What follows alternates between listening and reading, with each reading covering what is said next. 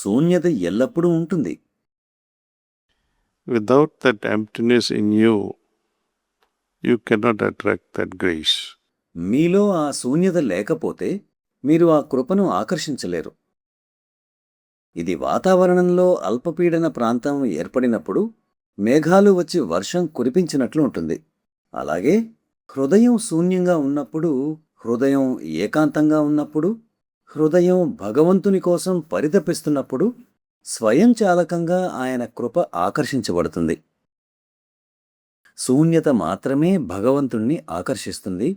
అన్ని స్థాయిల్లో శూన్యత.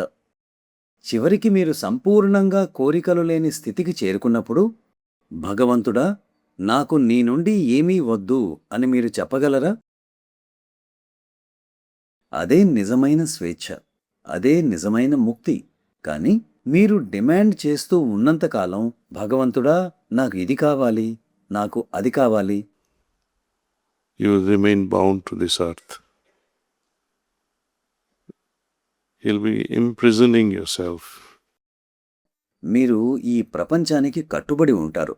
ఆ కోరికల తుఫానుతో మిమ్మల్ని మీరు బంధించుకుంటారు.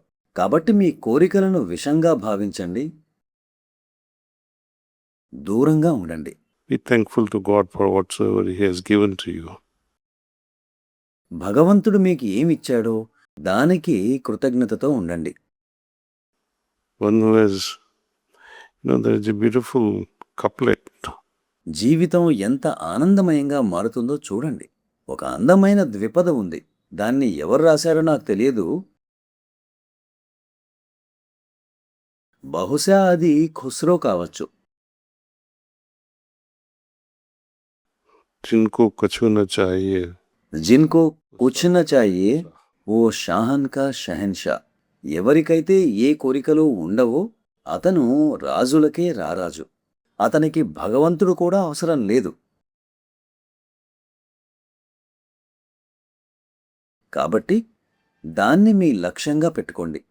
లేకపోతే మీరు ఎల్లప్పుడూ బానిసలుగానే ఉండిపోతారు. మీ అంతరంగ కోరికలకు, అంతరంగ ఇష్టాలకు బానిసలు. దానర్థం మీకు ఇష్టం లేదా కోరిక ఉండకూడదని కాదు.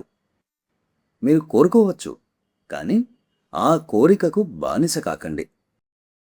కోరుకోవడానికి, దానికి బానిసగా కావడానికి మధ్య చాలా పెద్ద వ్యత్యాసం ఉంది.